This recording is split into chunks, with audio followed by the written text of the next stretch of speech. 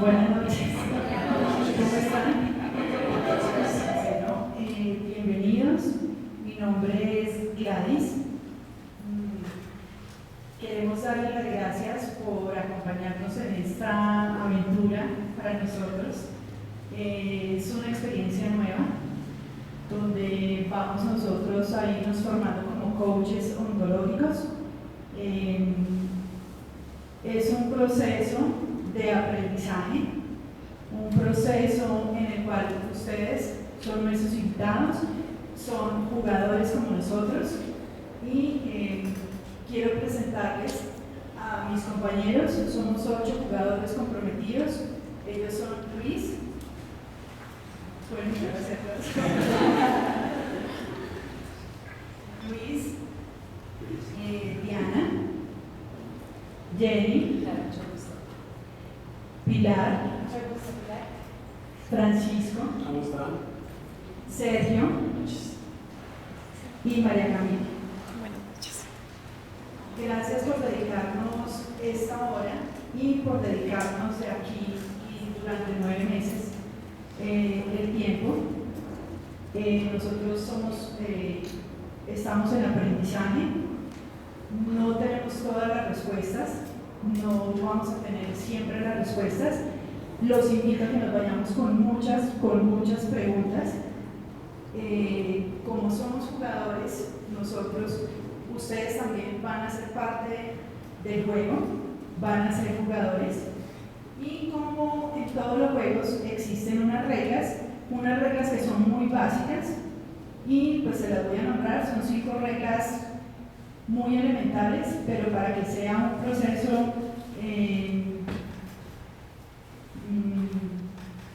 proceso transparente y que pues nos estén acompañando, qué pena. Bueno, las reglas son ser puntuales a la hora de llegar.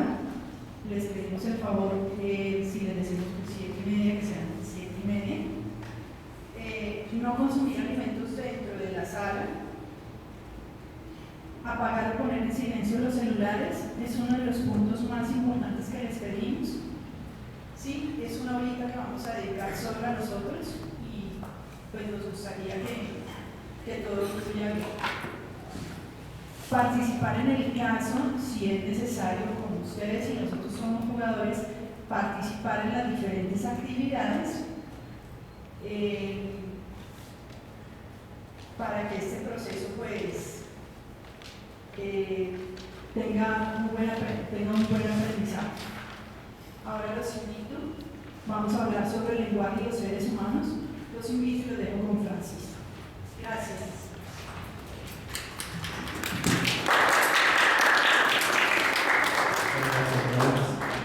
Bueno, buenas tardes. A mí me corresponde hablar sobre la introducción de este tema del coaching ontológico. Voy a comenzar con una frase encontrada muy hacia al azar haciendo investigaciones.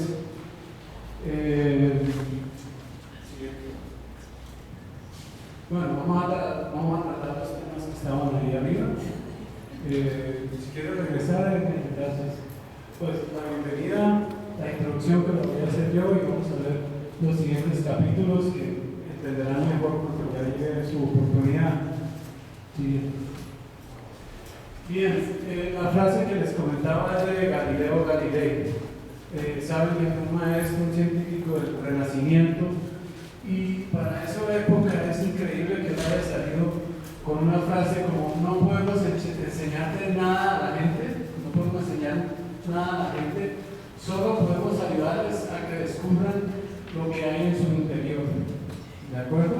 Eso es una frase que da a entender mucho hacia dónde se dirige el curso. Voy a mencionar algunas vivencias sobre el curso. En el curso vamos a hablar y a mirar hacia ese interior, y va a haber una transformación interior. De eso trata el curso. Va a haber autoconocimiento de nuestro ser. Va a haber un desnudo del interior, muy importante. Va a haber eliminación del sufrimiento. Vamos a ayudar a otros. Todo esto es parte del coach ontológico. Vamos a ser creativos, vamos a despertar esa creatividad. Va a haber amor, va a haber espacio para la nada y va a haber asombro, algo que ya se nos ha olvidado en estas épocas. Bien, como un paréntesis, quisiera hacer un poco de diferencia sin ser antagónicos, porque llega a haber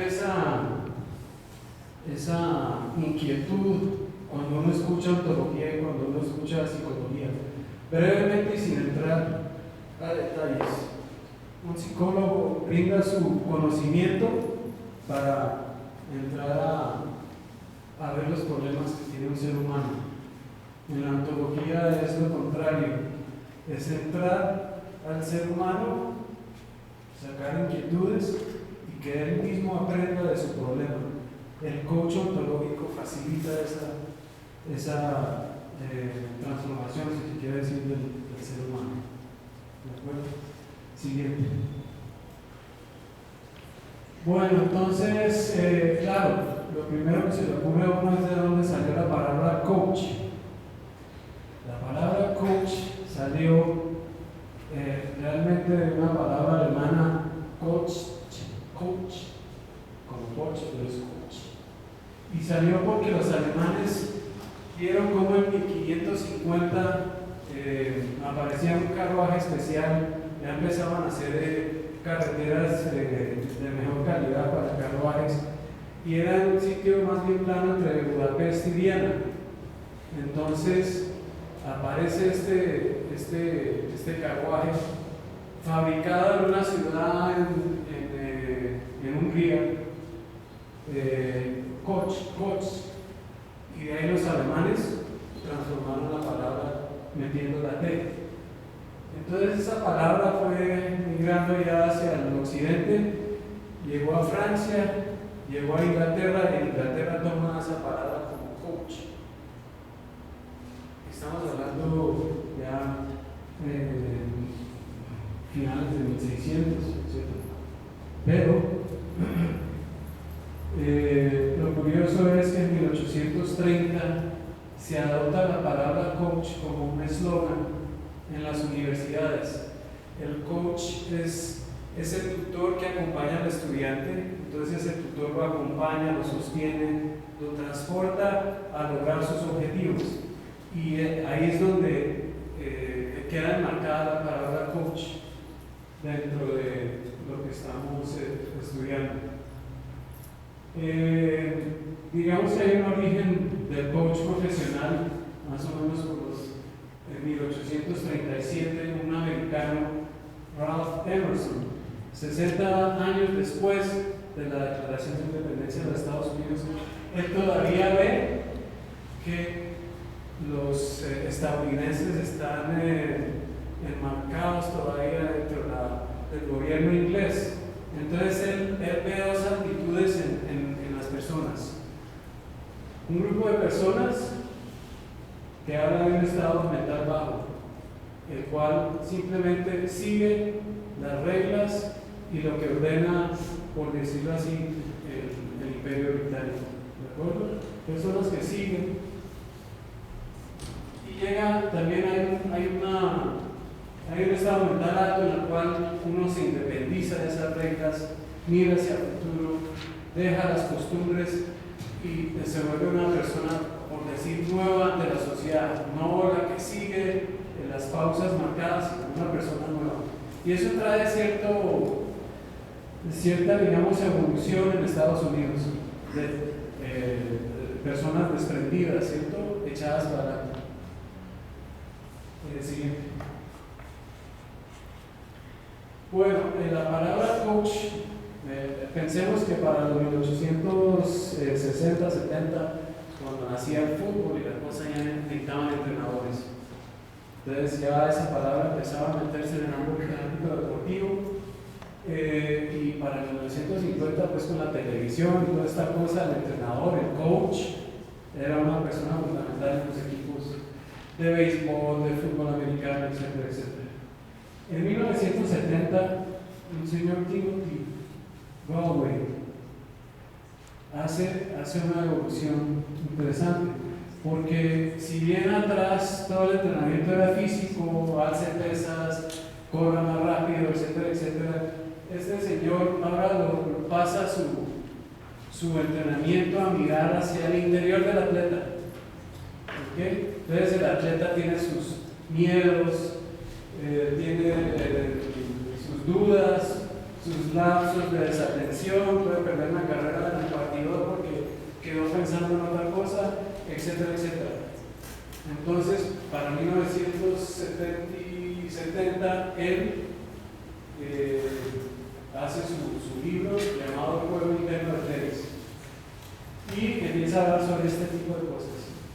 ¿Okay? Lo interesante es, él dice que si uno observa los prejuicios internos sin críticas, puede haber una transformación en el interior del atleta, logrando mejores rendimientos.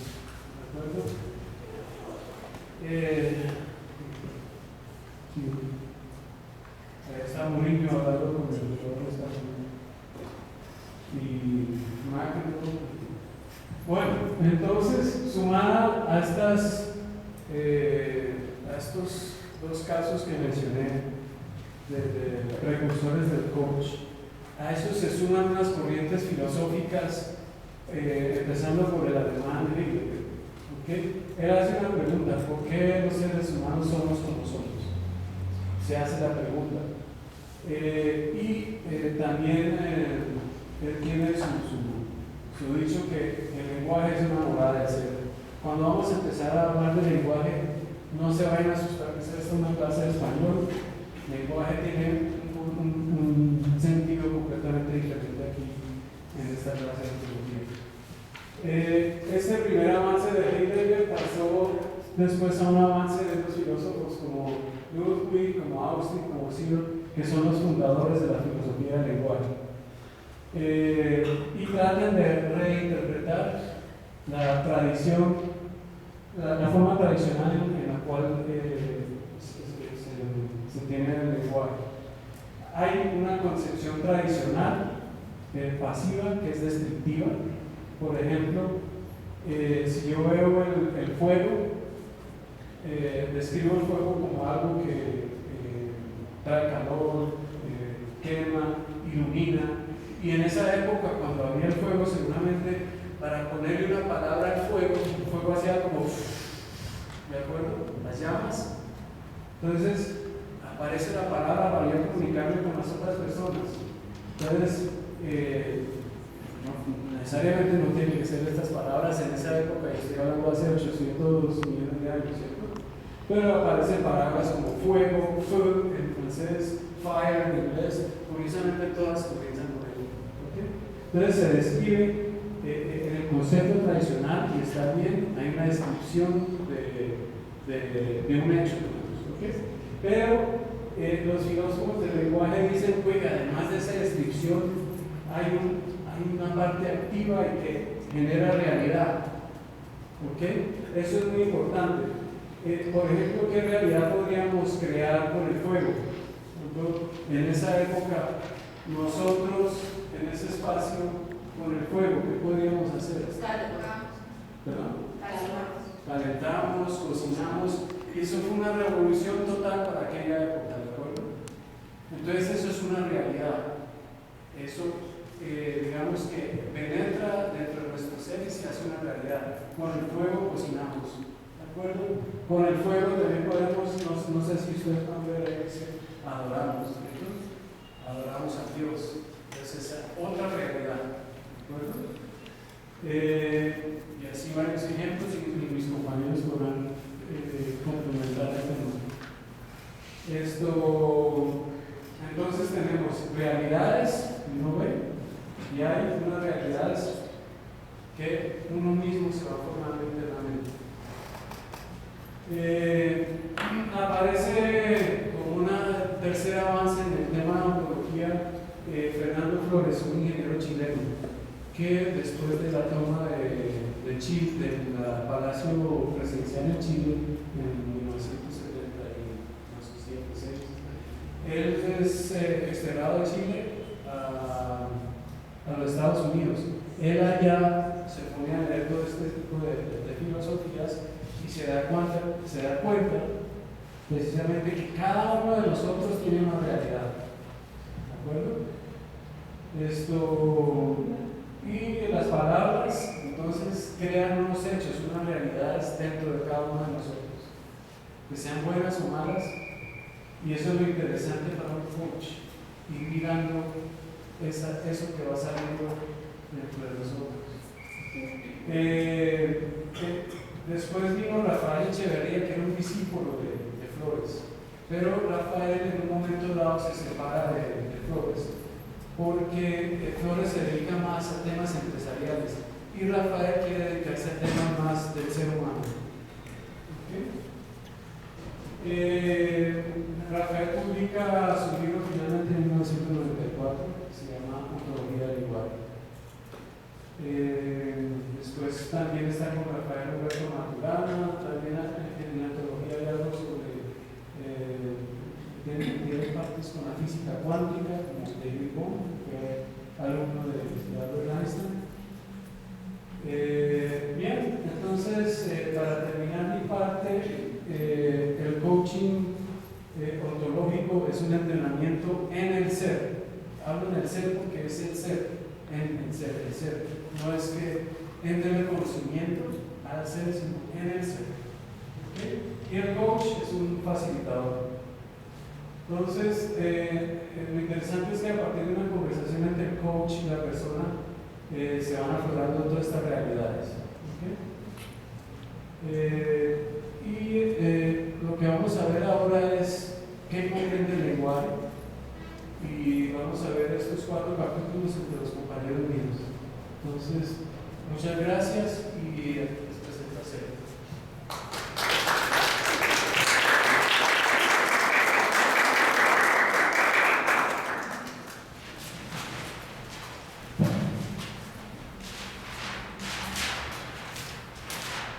Bueno, buenas noches a todos de nuevo.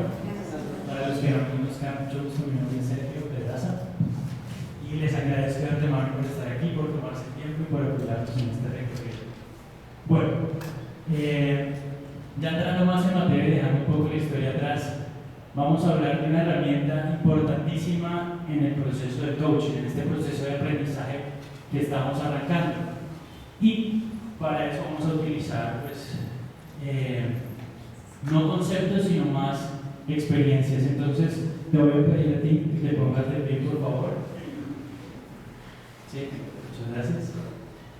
¿Me podrían alzar la mano quienes conocen a este muchacho? Su padre y su madre. Ya, muy pocas personas y su hermano, ¿cierto? Pues hay más personas que conoces. Bueno, ¿nos podrías dar otro nombre? Mateo, bueno, muchas gracias. Gracias.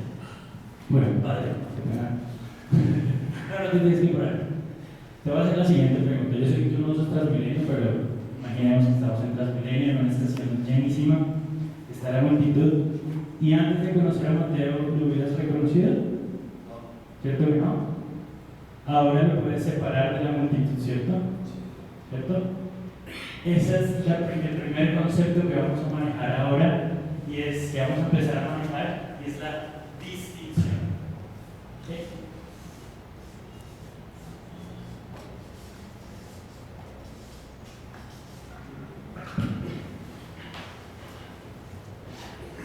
La distinción. ¿Qué es la distinción? Es esa capacidad de separar a algo de un todo. Por ejemplo, Ricardo ya puede separar a Mateo de una multitud. Antes no lo podía hacer. Ahora lo puedes hacer, ¿cierto? Y me imagino que todos ustedes que se hagan a la salida ya van a poderse separar o distinguir de entre la multitud, y por eso es que aquí en este lenguaje colombiano decimos yo a él lo distingo, lo conozco, ¿cierto? ¿Porque qué? Porque lo puedo separar de una multitud. Eso es lo que nos va a permitir trabajar durante este aprendizaje. Vamos a adquirir esa capacidad de separar de un todo, hacer esa diferenciación, ¿sí? Separar de un todo, especificar.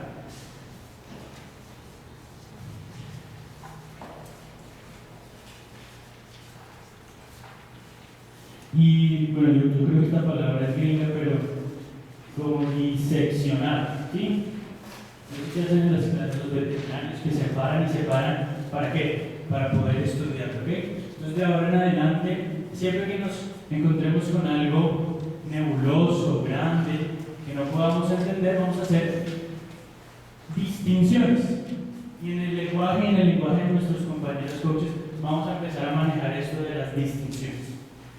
Voy a introducir la primera distinción, y es un poco redundante, pero se llama la distinción. ¿Okay? ¿Por qué creen que se llama la distinción? ¿Alguien tiene una idea de qué es esa redundancia del nombre? La distinción. Voy a utilizar la nota de nuevo. Voy a preguntar, ¿qué es esto? Un punto. ¿Para todos es un punto?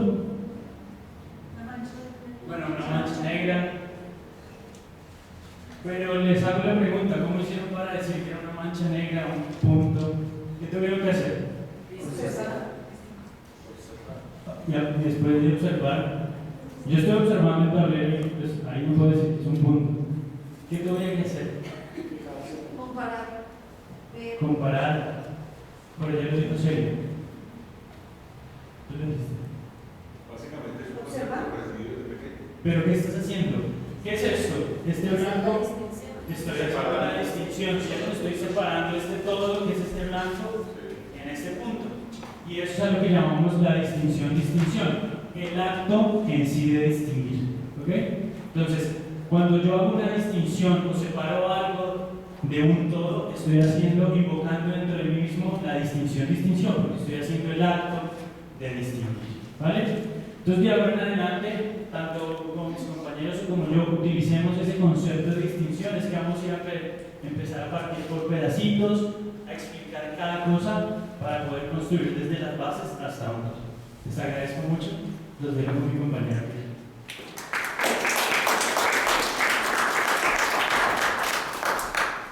Muy buenas noches, ¿cómo están? Mi nombre es Pilar, para los que no me conocen, para los que no, bienvenidos, muchas gracias por estar aquí. Bueno, yo les voy a hablar del observador que estamos viendo, la clase del libro del señor Rafael Echeverría.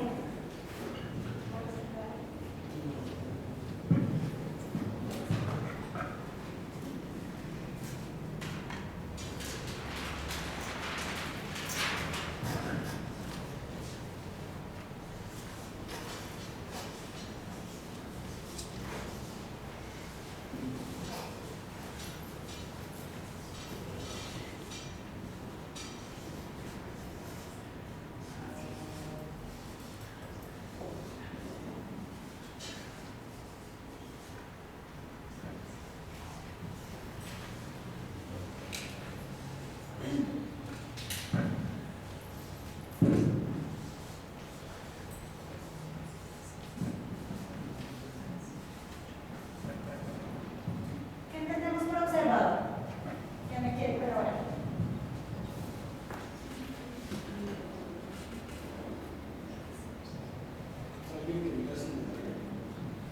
Alguien que mira secretarial, ¿qué más? ¿Cómo estamos observando? Objetivamente. Mira. Ok, bueno, observador es lo que manejamos nosotros en nuestra vida diaria.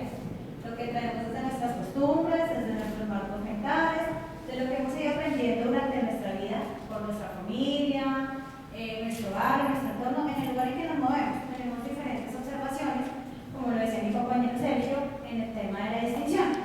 ¿Sí? Entonces podemos tener diferentes tipos de observaciones. Bueno, yo les voy a mostrar unas cositas y ustedes me van a decir ¿qué observan? ¿Qué es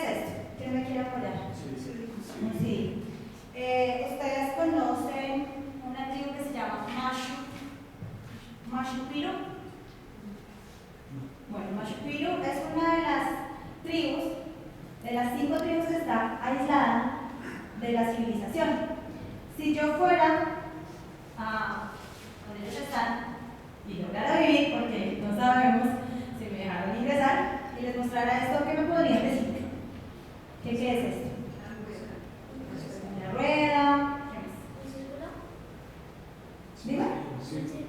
Un círculo, si tienen esa distinción. Bueno, podrían tener miles de significados para este objeto que yo tengo en la mano. ¿Eso lo hace que sea la realidad de ellos o la realidad nuestra? La de ellos. Porque manejamos diferentes tipos de observador. Nuestro observador es uno y el de ellos es otro. Porque estamos observando en base a lo que conocemos y en base a lo que creemos. Entonces, no hay una realidad absoluta sobre un objeto, sino hay diferentes formas de ver las cosas. Y eso es lo que llamamos observador. Por eso viene después de la distinción en cómo estamos observando y cómo podemos llegar a encontrar las diferentes distinciones de los objetos. Por un lado, podemos decir que todos ustedes me dijeron que eran un CD. ¿Eso lo hace la realidad? Todos tenemos un observador compartido y podemos compartirlo. ¿Por qué? Porque vivimos y crecimos en una sociedad donde esto se nos ha enseñado como un CD o un DVD donde podemos verlo como tal. Pero si lo llevamos a otro plano, a otro lugar, podríamos ver que no es lo mismo. Entonces, de esto, este es mi tema y por eso les estoy mostrando que diferentes observadores, aunque haya puntos comunes, que todos algunos tengamos el mismo observador, no significa que sea una realidad, porque lo que para nosotros puede que sea una cosa, para otras personas tiene otro significado. Muchas gracias y lo dejo con mi compañera Jenny. ¿Cómo estamos esta noche? ¿Bien? ¿Sí? ¿Mucho trabajo hoy? ¿Poco? ¿Cansados? Bueno, yo les voy a hablar sobre el lenguaje. ¿Qué es el lenguaje para ustedes? ¿Alguien que quiera compartir? ¿Qué significa para ustedes el lenguaje? Un medio de comunicación. ¿Qué más?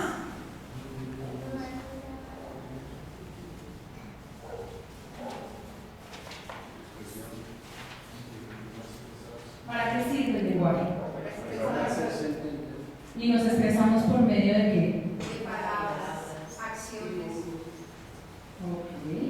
Gestos. Por medio de palabras. ¿Qué más dijeron? Acciones. ¿Qué más es el lenguaje? Importantísima esta palabra que acaban de decir acá. Palabras. ¿Qué más? Por aquí dijeron que Jesús. Es un medio de comunicación, puede ser verbal, ¿qué más? Visual. Escrita, ¿qué más? Si yo soy así, gesticular, corporal, ¿verdad? Ustedes no a veces ven que uno ve gente que dice, oiga, pero esa persona sí es una geniada, ¿no? Y quizás está hablando con su lenguaje, ¿no? Pues con su corporalidad, ¿no? ¿Para qué más nos sirve el lenguaje? Importantísimo. ¿Qué creen ustedes para qué nos sirve el lenguaje? Para comunicar. Por ejemplo, si yo digo, Sergio, abre la puerta que tengo que salir. Es una orden, sí. ¿Qué más? Es un deseo. Sí, pero yo voy a hacer la acción de salir. Y él me está apoyando con abrir la puerta. ¿Verdad? Para el entendimiento, claro. Claro, pero más que todo para coordinar acciones, ¿no? El acto, ¿verdad? Para hacer equipo. Para hacer equipo, claro, para comunicarnos, una expresión, un emisor, un receptor, para coordinar acciones, ¿no? Bueno, genial. Esto nos querría decir que si lo simplificamos y hacemos como un diagramita, podríamos concluir que para comunicarnos o para expresarnos necesitamos de palabras, como lo acabamos de decir. Que nuestro lenguaje también es corporal, ¿verdad? Corporal, cuando estamos de mal genio, cuando estamos felices. Comunicamos.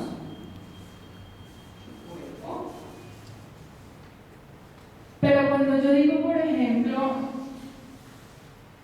estoy de mal genio, ¿qué estoy comunicando? Expresando sentimientos, una emoción, ¿verdad? Entonces podríamos decir que el lenguaje es una interacción entre palabras, cuerpo y emoción. Listo. Pero antes de ingresar con nuestra compañera Diana, que nos va a explicar otra función más del lenguaje. Si yo digo, esto es una silla negra, ¿qué estoy haciendo? ¿Qué más? Estoy afirmando ¿qué más estoy haciendo? Describiendo. Antiguamente, las palabras en la comunicación del lenguaje era descriptivo. Siempre lo hemos manejado descriptivo. Cuando yo digo estoy de mal genio, estoy describiendo mi emoción. Cuando estoy diciendo esto es un papelógrafo, estoy describiendo algo, ¿verdad? Entonces podríamos decir que antiguamente el lenguaje, y hoy por hoy también, el lenguaje es descriptivo. Ténganlo muy presente porque mi compañera ahorita les va a hablar de otra parte del lenguaje súper importante.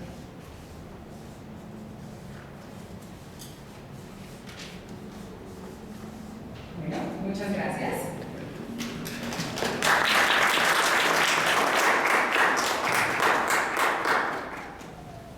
Para seguir con la conversación sobre el lenguaje, vamos a hablar del lenguaje descriptivo.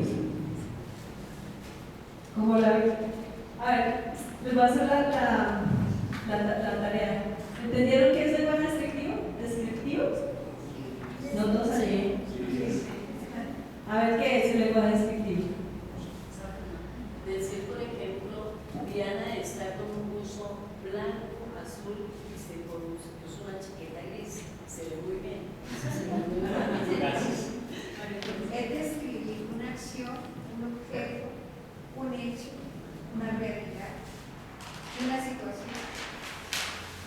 Listo. Entonces, ¿estamos generando algo cuando hacemos esas descripciones? Estamos colocando la mezcla funcional, porque, así tú no lo veas y alguien te lo describe, mentalmente tú lo vas formando.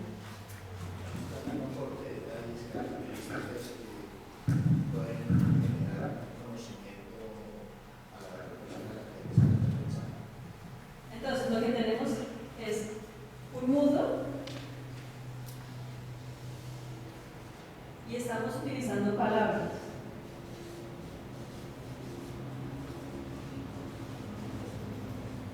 ¿No es cierto? Entonces, las palabras, ¿qué pueden ser? ¿Qué utilizamos palabras? El suéter es blanco, la silla es negra. Estamos describiendo, entonces, comenzamos del mundo y pasamos hacia las palabras.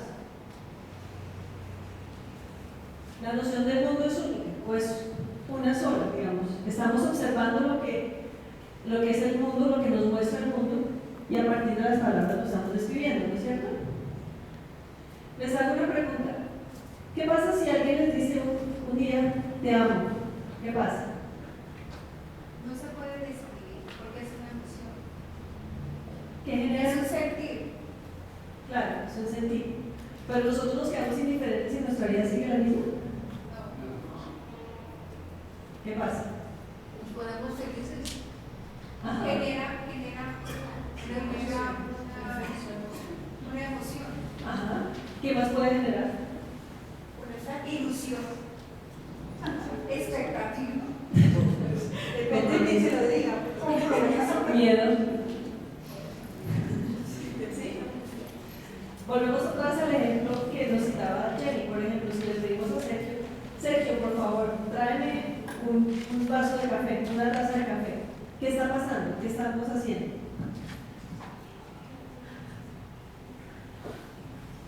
¿Alguna cuestión?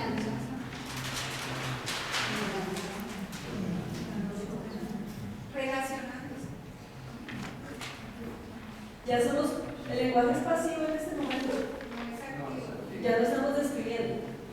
¿Qué va a pasar? Si yo le digo a alguien te amo, voy a empezar a pensar, me voy a ilusionar, voy a empezar a tener sentimientos, o la persona va a empezar a tener sentimientos hacia mí, o a tener miedo. Algo va a pasar en ellos, el mundo no va a ser el mismo. Lo mismo, si yo le digo a Sergio que por favor me traiga una taza de café, ¿qué va a pasar? Él se va a levantar, va a abrir la puerta y va a buscar la taza de café, ¿no es cierto?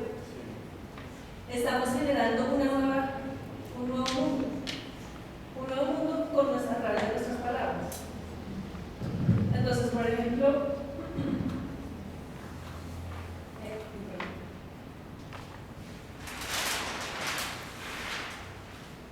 las palabras son ahora la fuente. Y a partir de las palabras vamos a generar el mundo que queremos, en cierta manera. Si yo digo te amo, voy a generar un mundo de esta forma. ¿Por qué no? Si le pido a Sergio que me traiga una taza de café, podemos generar un mundo así. Entonces, estamos generando nuevos mundos a través de nuestras palabras. El mundo nunca va a ser el mismo después de que nosotros abramos la boca. Esta es la diferencia. Aquí hablamos del lenguaje descriptivo, como lo describía Jenny.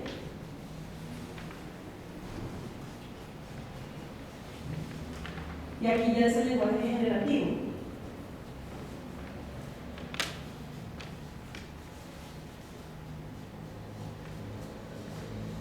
Que en resumen es, nosotros a través de nuestra iniciativa y a través de nuestro uso de las palabras, estamos generando un mundo nuevo, que va a ser el resultado de lo que nosotros sentiremos. ¿Listo? Les voy a dar el micrófono a Luis, que va a hacer un resumen de lo que habíamos hablado.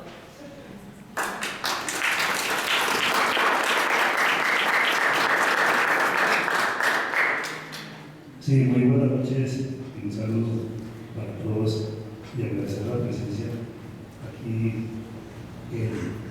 Nosotros somos aprendices de algo de coaching. Estamos, como ustedes, tratando de innovar, tratando de meternos un poco más en toda esta palabra de coaching ontológico y coaching.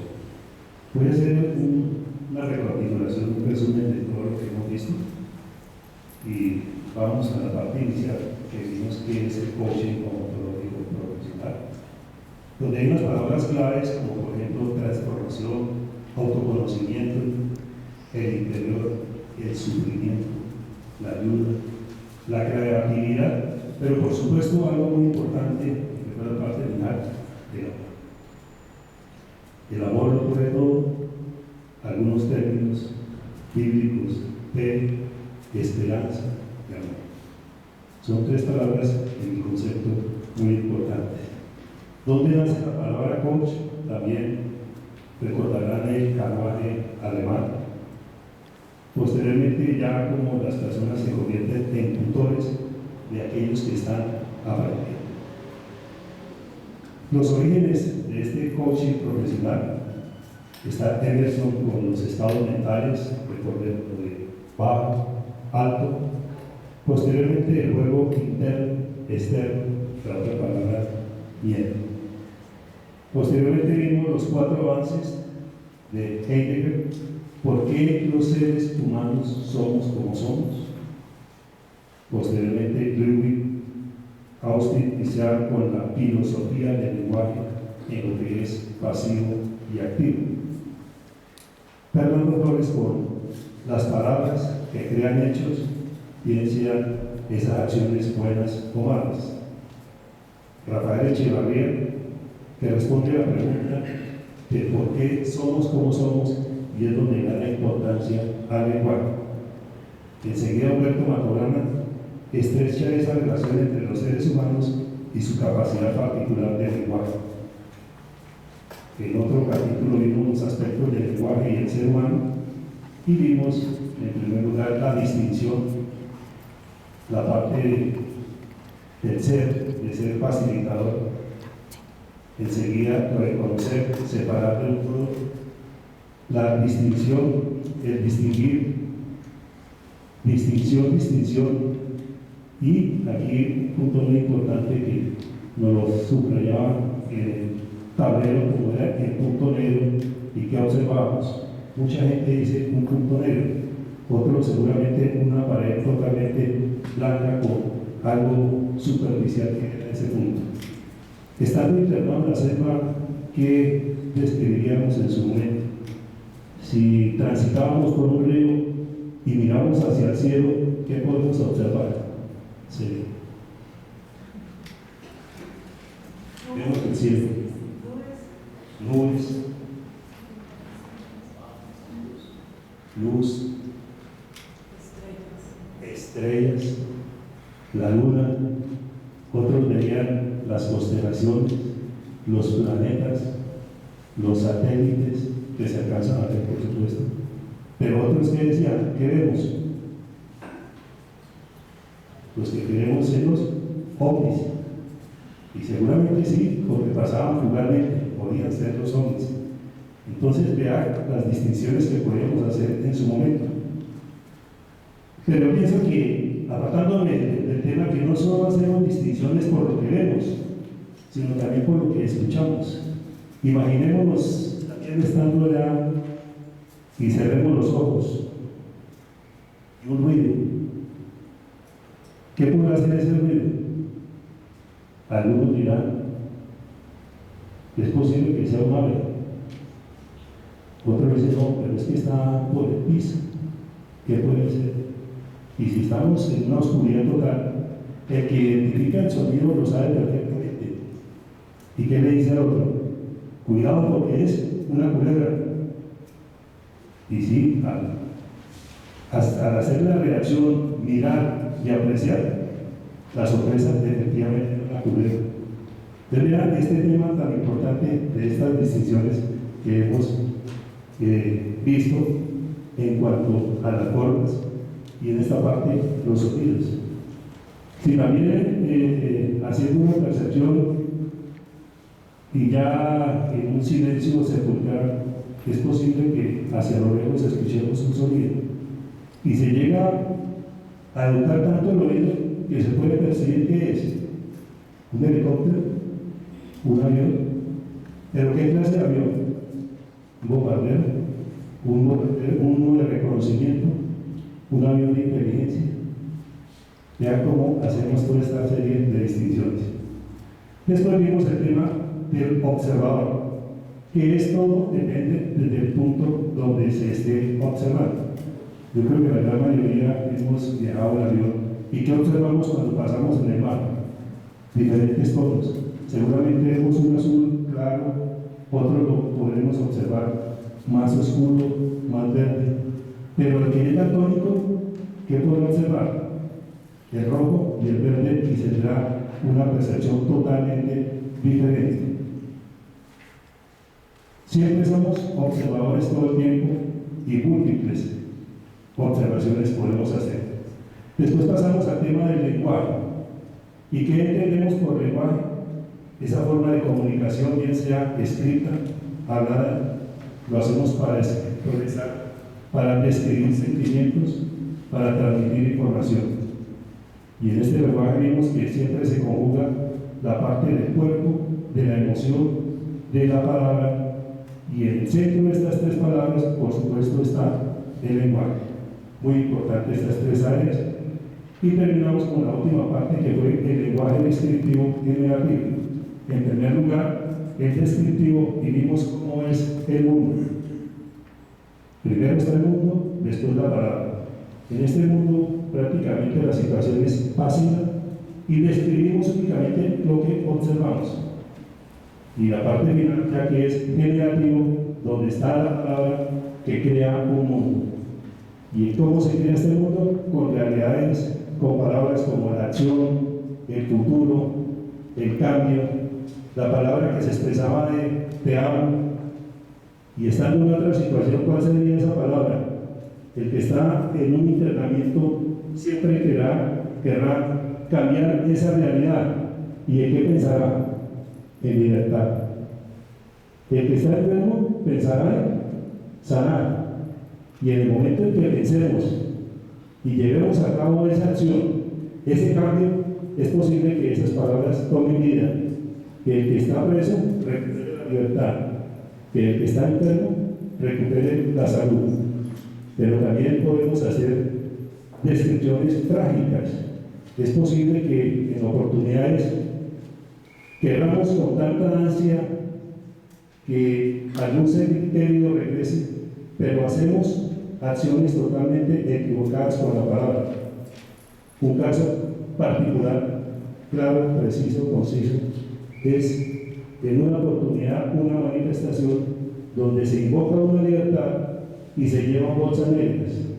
El llevar bolsas negras es para que esos seres queridos no regresen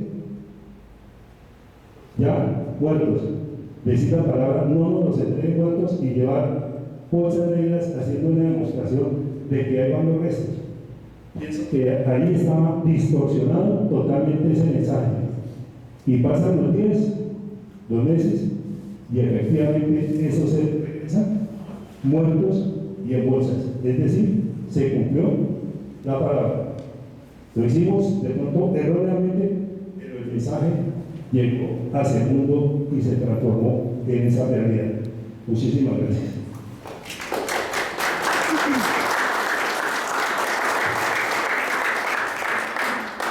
Muchas gracias a todos por haber venido. Quedamos con algunas dudas, ¿no? Esa es la idea. Esa es la idea. Vamos a jugar ese juego todos, vamos a construir cosas entre todos. Muchas gracias por estar acá. Los esperamos en nuestras siguientes audiencias. Y afuera pueden encontrar un cafecito y unas galletitas. Muchas gracias por haber venido y los esperamos en la próxima.